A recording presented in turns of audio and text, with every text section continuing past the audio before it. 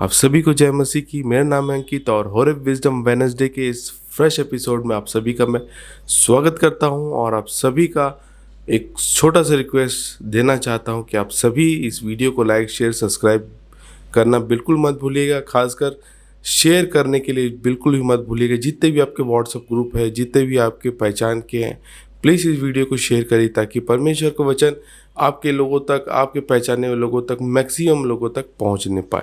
तो चलिए इस वीडियो को प्रभु यीशु मसीह नासरी के नाम से प्रारंभ करते हैं।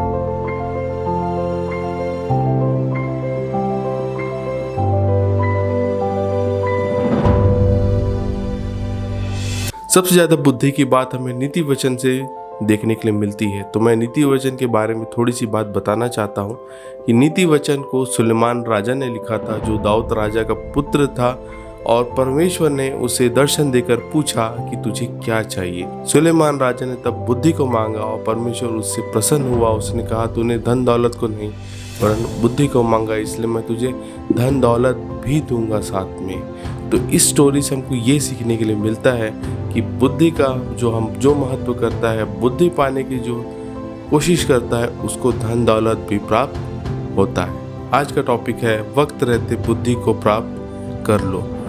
क्यों मैं ऐसे टॉपिक को बोल रहा हूँ? क्यों हमको बुद्धि को प्राप्त कर लेना चाहिए वक्त रहते ही? यदि देर हो गई तो किन किन मुसीबतों में आप पड़ सकते हैं, आज आपको इस वीडियो में जानने के लिए मिलेगा। सबसे पहले ये क्वेश्चन हमारे दिमाग में आता है, ये सबसे पहले क्वेश्चन ये आता है कि बुद्धि को प्राप्त करने का यत्न ही क्यों करें? हमारे पास तो ऑलरेडी बुद्धि है। हमने ग्रेजुएशन किया है, हम स्कूल में पढ़ रहे हैं, हमने पोस्ट ग्रेजुएशन किया हुआ है, एमफिल किया हुआ है, पीएचडी किया हुआ है, लेकिन कौन सी बुद्धि के बारे में बाइबल कहती है? और ये बुद्धि को प्राप्त करने के विषय में बाइबल क्यों हमें बार बार कहती है, उसके बारे में आज बात करेंगे। और सब लोगों के मन में आ रहा होगा कि पढ़ने लिखने से भी तो बुद्धि हमें मिल सकती है, तो फिर ये कौन सी बुद्धि है जो हमें प्राप्त करनी चाहिए? पर बाइबल हमें बताती है कि जो परमेश्वर की बुद्धि है वो पढ़ाई से नहीं मिलता है, वो मिलता है परमेश्वर के इच्छा और आज्ञा और परमेश्वर के देने के कारण से हमें बुद्धि मिलता है। और वही बुद्धि के कारण से परमेश्वर ने पूरी सृष्टि की रचना की। तो सबसे पहले हमको ये समझना जरूरी है कि हमें बुद्धि को प्राप्त करने के लिए यत्न क्यों करना चाहिए। तो इसका आंसर हमें मिलता है नीति वचन, उसका 8वां अध्याय 10, 11 और 12। हम तीनों वचन को पढ़ेंगे और तीनों को अच्छे से एनालाइज करेंगे कि क्यों वो ज़रूरी है। सबसे पहले मैं पढ़ लेना चाहूँगा 8 का 10, जहाँ पर लिखा है, चांदी ही नहीं मेरी शिक्षा को ही लो और उत्तम कुंदन से बढ़कर ज्ञान को ग्रहण करो। बुद्धि कहती है कि चांदी ही नहीं वरन शिक्षा को मेरे ले लो। इंग्लिश में इंस्ट्रक्शंस, उसके जो इंस्ट्रक्शंस है उसको ले लो चांदी से बढ़ करके, और उत्तम कुंदन यानी कि प्योर गोल्ड से बढ़ करके जो मेरा ज्ञान ले लो। और दोनों से, चांदी और सोने से ज़्यादा बुद्धि का इंस्ट्रक्शन और उसका ज्ञान या उसकी शिक्षा और ज्ञान बहुत ही ज़्यादा ज़रूरी है। और ये तीनों वचन को जब हम पढ़ेंगे तो आपको बुद्धि का पूरा एक निचोड़ देखने के लिए मिलेगा कि बुद्धि में एक्चुअली है क्या, बुद्धि को प्राप्त करने से हमको क्या लाभ है, बुद्धि को प्राप्त करने से हमको क्या क्या बातें और क्या क्या आशीषें ऑटोमेटिक मिल जाती, उन सभी को हम यहाँ पर देखने वाले हैं। यहाँ पर 10वां पद में कहता है कि चांदी से बढ़ करके उसकी शिक्षा को लो। आज के समय में चांदी एक वैल्यूएबल थिंग है, जिसके कारण से बहुत सारे लोग कलेक्ट करते हैं चांदी को, और चांदी का एक वैल्यू है। यदि आप कहीं भी जाओगे, पैसे की ज़रूरत पड़ गई तो आप चांदी को बेच दिए या किसी गिफ्ट दे दिए, तो चांदी एक वैल्यू रखता है। लेकिन बाइबल कहती है कि जो शिक्षा है, बुद्धि की शिक्षा है, वो चांदी से भी अच्छा है। और सबसे बड़ा चीज़ गोल्ड, प्योर गोल्ड, कुंदन, जो तबाह करके बनाया जाता है गोल्ड को, उसको कुंदन कहते हैं हिंदी में, प्योर गोल्ड को। प्योर गोल्ड से बढ़ करके ज्ञान को ले लो। बाइबल कहती है कि जो प्योर गोल्ड है उससे बढ़ करके बुद्धि का ज्ञान है।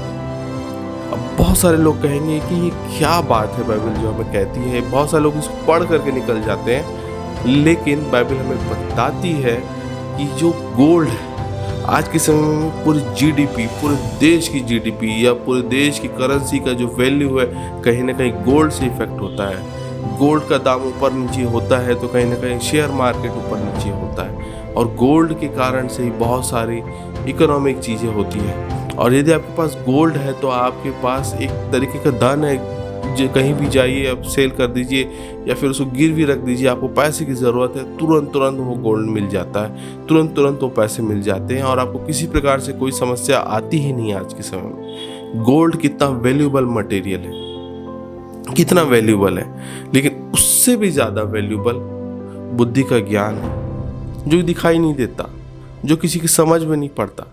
बाइबल कहती है कि चील की आँख भी उस बुद्धि पर नज़र नहीं पड़ती है, ना शेर की नज़र पड़ती है, ना किसी मनुष्य की नज़र तो पड़ती ही नहीं है।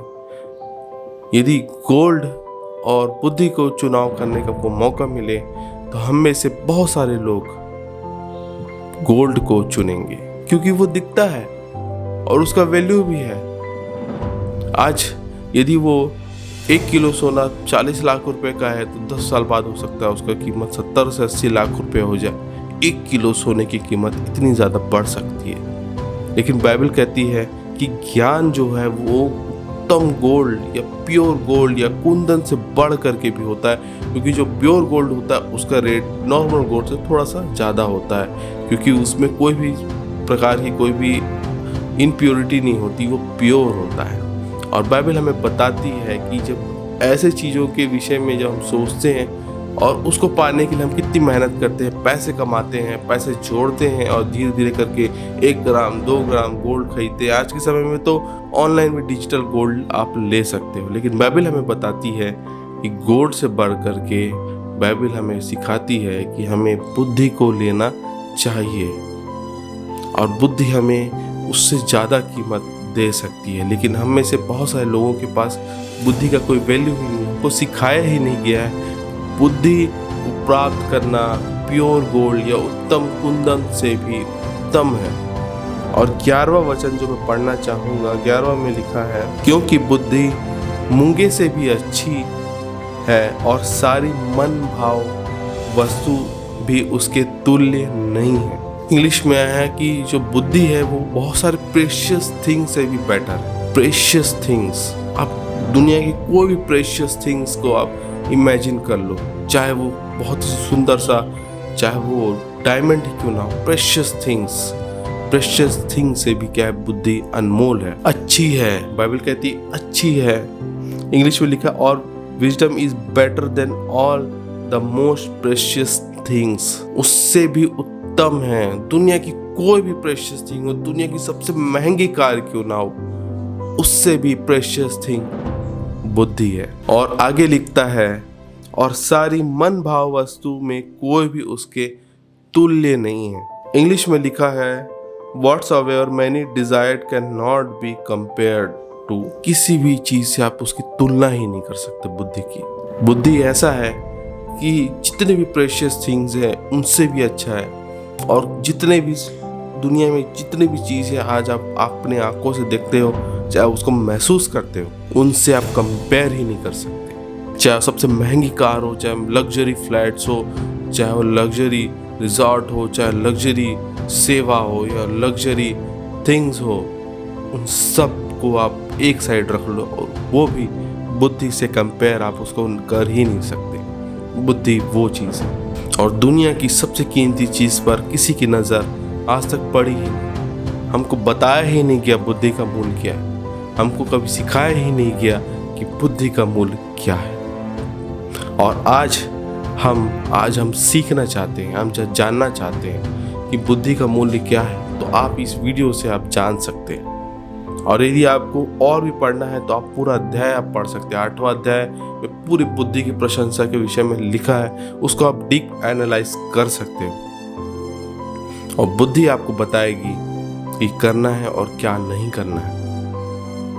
और यहाँ पर कहता है, बाइबल कहती है बुद्धि हर प्रेशियस थिंग से भी क्या है, बेटर है, और उसका कोई भी वैल्यू है ही नहीं।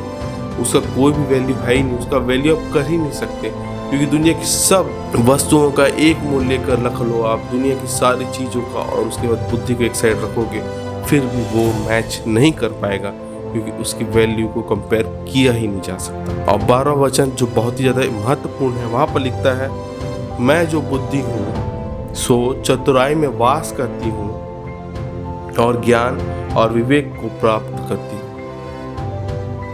मैं जो बुद्धि हूँ वो चतुराई में वास करती हूँ।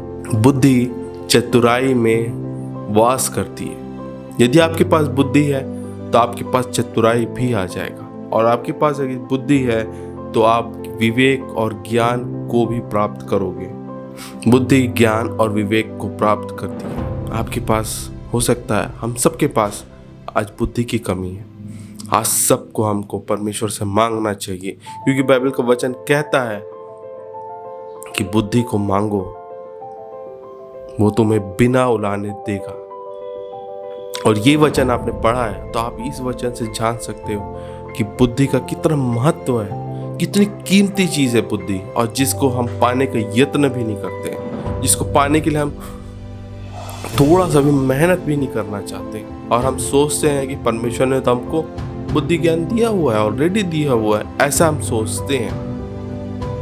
पर बाइबल हमें बताती है कि इतनी कीमती चीज़ को कोई ऐसे क्यों देगा, हमको उसको मांगना पड़ेगा।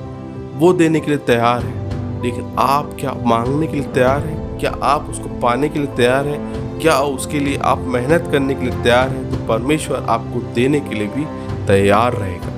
और वाकई में बुद्धि का कोई भी वैल्यू नहीं है, कोई भी कंपैरिजन ही नहीं है, क्योंकि बुद्धि के आगे अच्छे ताकत, पैसा, कोई भी चीज़ सामने खड़ा ही नहीं हो सकता। लेकिन बुद्धि के आने से आपके पास पैसा, संपत्ति, वैभव, हर वो चीज़ आपके पास रहेगी जो आप पाना चाहते हो। आप पैसे के पीछे मत भागो, आप बुद्धि के पीछे भागो। आपको बुद्धि ही पैसा, ज्ञान सब कुछ देगा। आपको किसी प्रकार से कोई भी कमी होने नहीं देगा।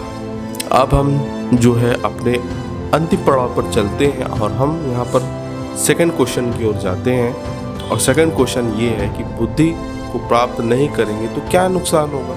यदि हम प्राप्त नहीं करेंगे तो हमको क्या नुकसान होगा? यह बुद्धि को प्राप्त करना इतना ज़रूरी ही क्यों है? चलो, आपने बता तो दिया कि बुद्धि का बहुत ज़्यादा कीमती है, प्रेशियस है, उसके सारे गुण के बारे में आपने बता दिया, लेकिन हमको नहीं चाहिए। इतनी कीमती चीज़ है लेकिन हमको नहीं चाहिए, तो फिर उसका नुकसान क्या है? तो हम नुकसान भी जान, जब आपने इतने ज़्यादा पॉजिटिव पॉइंट्स को जाना है कि बुद्धि को प्राप्त करने के बाद आपको क्या क्या चीज़ें मिल सकती हैं, तो आप बुद्धि को प्राप्त नहीं करोगे तो क्या नहीं होगा, क्या तकलीफ आ सकता है, उसके बारे में हम निकाल लेंगे। उसके लिए हम निकाल लेंगे नीति वचन 1 अध्याय, उसका 26वां और 28वां। ये 2 वचन आपको मैं पढ़ाना चाहता हूँ। इसलिए मैं तुम्हारी विपत्ति के समय हंसूंगी। कौन बोल रहा है? बुद्धि बोल रही है। और जब तुम पर भय आ पड़ेगा, उस समय वे मुझे पुकारेंगे और मैं ना सुनूंगी। वे मुझे यत्न से ढूंढेंगे परंतु ना पाएंगे। यदि आप उसके पहले और आगे पढ़ेंगे तो वहां पर लिखा है, बुद्धि जो है चौकों पर पुकारती है खड़े होकर, हे भोले लोगों, भोलों की संगति छोड़ो और मेरा ज्ञान को प्राप्त करो, चतुर बन जाओ। वो बहुत सारी सम्मति करती है, चौकों पर पुकारती है, पर बाइबल कहती है किसी ने नहीं सुना। और जब विपत्ति आ जाएगी तो बुद्धि कहती है कि मैं हंसूंगी तुम पर, और जब तुम पर भय आ जाएगा तो मैं तुम पर हंसूंगी। और यहाँ पर लिखता है, इसलिए मैं तुम्हारी विपत्ति के समय हंसूंगी, तुमने मेरी बात को नहीं सुना, मेरी ताड़ना को तुच्छ जाना, और तुम पर भय आ पड़ेगा। आपके जीवन में बहुत सारे भय आ पड़ेंगे अचानक से, चाहे पैसे का हो, चाहे अस्पताल का हो, चाहे जॉब का हो, कुछ भी भय आ सकता है। तब आपको बुद्धि का मूल्य पता चलेगा। जब आप अपनी समस्याओं में घिरते चले जाओगे, आपका बैंक बैलेंस खाली हो जाएगा, तब आपको भय आ पड़ेगा, तब आपको बुद्धि का मूल्य समझ में आएगा।